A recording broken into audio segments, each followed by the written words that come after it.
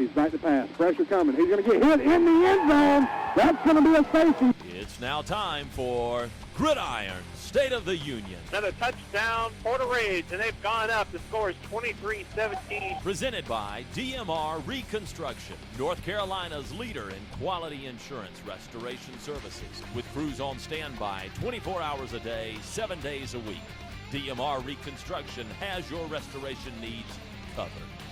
Give them a call at 704-327-4028. He's going to hand it off to Byram. Byram on the right-hand side. He's going to be into the end zone. Touchdown, Monroe. Gridiron State of the Union is your insider's look each week into Union County High School football. Malcolm fires one off, and it's into the end zone. Touchdown, Piedmont. Now we head into the DMR Reconstruction Studio and your host, Brian Stevenson.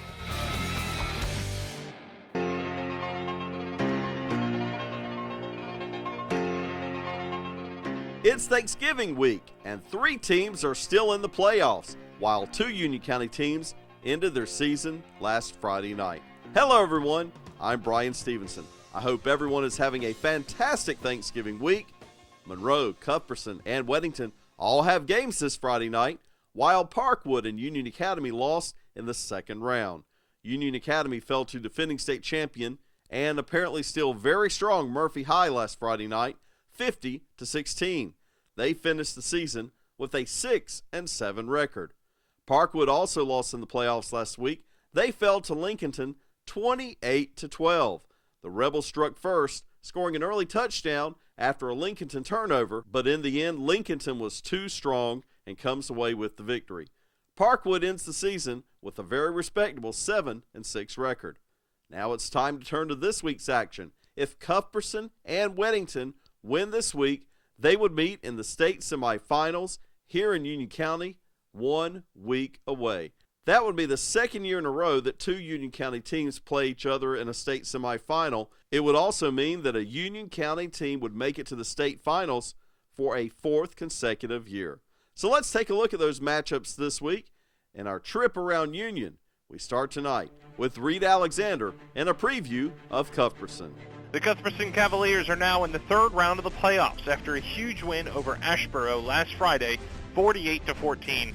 The win improves the Cuthbertson's record to 10-3 overall.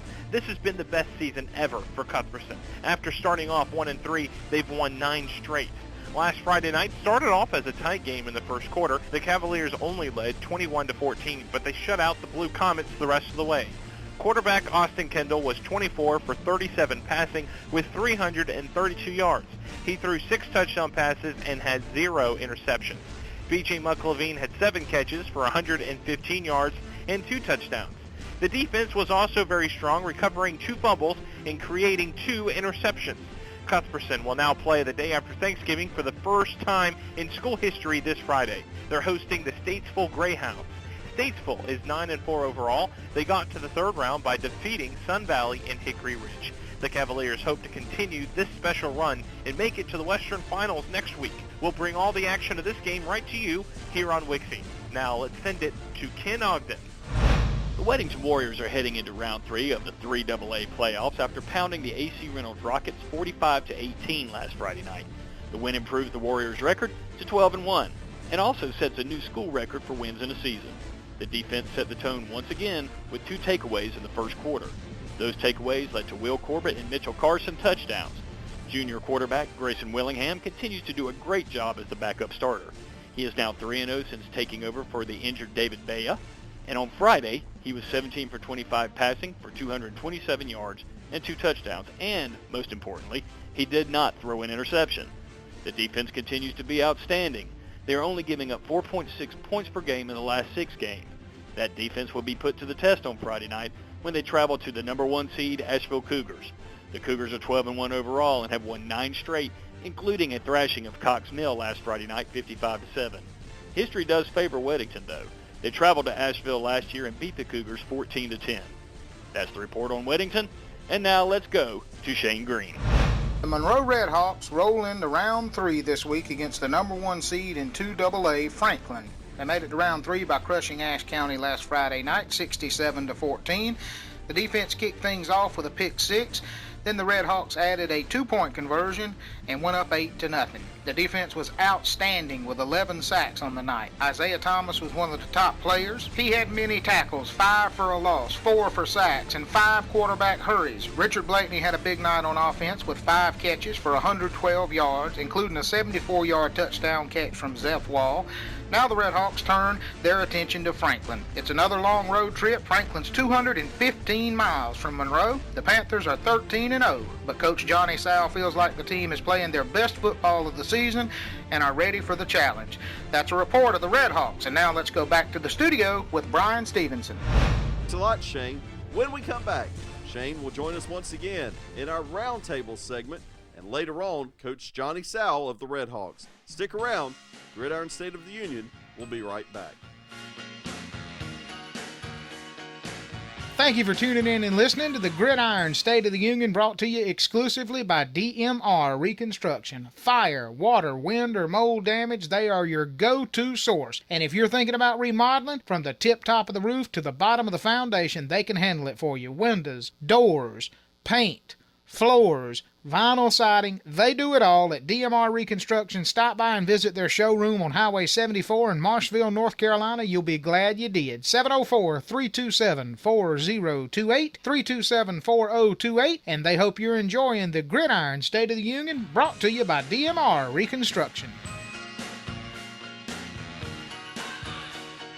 Welcome back to Gridiron State of the Union. Time now for our roundtable segment, and I'm joined by Shane Green. And Shane, it's the day after Thanksgiving coming up, and we know that means you're really doing well if you're still in the playoffs. Oh yeah, absolutely, Brian. It's put up or shut up time now. You weeded out all the lucky teams by now, and it's for real. Well, let's start off with our teams this week. Monroe, not the higher seed this year. They're going to number 1 Franklin. That's a 215-mile drive. But it's also a team that Parkwood knocked off when they were undefeated week 1 of last year's playoffs. Yeah, Franklin's a really good football team. It's one of those mountain teams we talk about. What's scary about Monroe is they peaked at the right time. They had some guys that were hurt. They got healthy at the end of the season. They beat T.C. Andrews handily the very first round, which was a team they lost the state championship to last year. And then I could not believe the thumping that they put on Ashe County. I can't believe the amount of points that they put up. So sky's the limit for the Red Hawks. Yeah, 67 points last week, and, you know, does this start to remind you a little bit of last year's team? Because they really, when they get together and play as a team, they're just the total package. Yeah, well, that's all. To me, that all goes to their athleticism and to Coach Sal. He's got a program. Every one of those guys have bought into it. He's one of the best coaches I've ever had the pleasure to be around, and, yeah, if he gets a good group of kids, he'll take them a long way. Absolutely. So that should be a good game. And then, of course, you guys covered Weddington last week. We've covered them. They won last week 45-18. They just continue to dominate on defense. But it gets real this week at Asheville. Yeah, that's a tough assignment for Weddington. But I have faith in Tim Carson and in his Warriors. You know, what's amazing about Weddington, they're a one-loss team. That loss was to Cuthbertson. And for some reason, when they lost that game to Cuthbertson, I think people kind of put them out of their mind a little bit. People kind of quit thinking about Weddington. They're still just a one-loss team, and it's to a very good football team. So I like their chances, and I'd love to see Tim Carson have a really good season. He's such a good coach and a good guy. Well, he is, and now they've got their record for wins in a season, topping last year's. Like you said, only one loss in the regular season, and Asheville is a tough place to play, but they beat them up there last year, so maybe they've got something going there. And then finally, let's talk about a game that Reed and I will be doing. Cuthbertson beats Asheboro last week. Now they take on Statesville. Cuthbertson, again, one of those teams with just an incredible offense. Yeah, you know, those guys have surprised me. We've been saying for the last couple of years that Cuthbertson is getting ready to turn a corner, and they went through some hardships with coaches. They went through several. They've had everything against them. Yet they found a way to blossom into a really, really good football team. So after beating Weddington and going into the playoffs and doing the things they have so far, I'm not convinced that Cuthbertson might not be the team to beat. Well, you know, no doubt what a matchup it would be next week to have Cuthbertson and Weddington playing each other. But, you know, Austin Kendall, B.J. Muckelveen, the receiver there, they really, when on offense, they just look as impressive with that air attack as any team you see around, really. It's just a different type of football when you have two guys that are that talented. Well, it's hard to defend. I mean, if you've got guys that have, I call it ESP, and they seem to have it. They seem one that seems to know what the other's going to do, and they just have a rhythm that's really, really hard to defend against. So as long as that's working for them, yeah, they're going to keep doing it. Final thoughts here, Shane. Last few weeks of the season, we really thought this was a pretty down year for Union County High School football standards, but here we are after Thanksgiving, and 3 teams will still be playing with legitimate shots to keep on going. Well, when they started building new schools, I thought the talent pool would be divided too much. That's not the case. We have plenty of talent in the county. One of the biggest issues we've had is coaching changes in the last few years. So if they can get that settled down, and it seems like they are, then, yeah, I don't see any reason Union County. I mean, they're already a premier county in the state. Look at Duke recruiting talent out of Union County, and I think that's just going to grow as time goes on. Well, we appreciate you joining us, Shane, and, of course, we'll talk with one of those coaches, the coach of the Red Hawks, Johnny Sal, when we come back in our Coach's Corner segment. You're listening to Gridiron, State of the Union. This quick break in the action is brought to you by DMR Reconstruction, the exclusive sponsor of the Gridiron State of the Union. One of these days, you're going to want to do home improvement. New windows, new doors. Maybe you got hardwood floors you want to refinish, or you need new carpet or flooring. DMR Reconstruction is your go-to source. They also specialize in fire, water, wind, and mold damage restoration. They'll even help you deal with the insurance companies. Visit the showroom in Marshville, North Carolina, or give them a call at 704-327-4028, 24/7 for emergencies, 327-4028. Let them know you heard about them here on Wixie. And now back to more of the Gridiron State of the Union, brought to you by DMR Reconstruction. Welcome back to Gridiron State of the Union. Time now for our Coach's Corner segment, and I'm joined by the coach of the Red Hawks, Johnny Sal. And, Coach, your guys absolutely smashed Ashe County last week. Really appeared that they came to play. Well, it sort of surprised us. I mean, we knew by record that they were going to be a tough team to contest with. We told our kids all week. We told them we couldn't turn the ball over. Told them we had to come out at the beginning of the game and set the tone, and we did. And we were proud of them. Tell me about going on the road in the playoffs, because you guys made a really long haul, but now you're deep into the playoffs and you have to make another long trip this week. But your guys just seem to rise to the occasion. Well, what we try to tell them all year, once we looked at our overall season, we sort of told our kids that we actually play better on the road than we do at home. So I think that's the mentality that they got now set into their minds that, we can go on the road and win, and right now they're proving that they can. Coach, we talked about this before that Forest Hills game.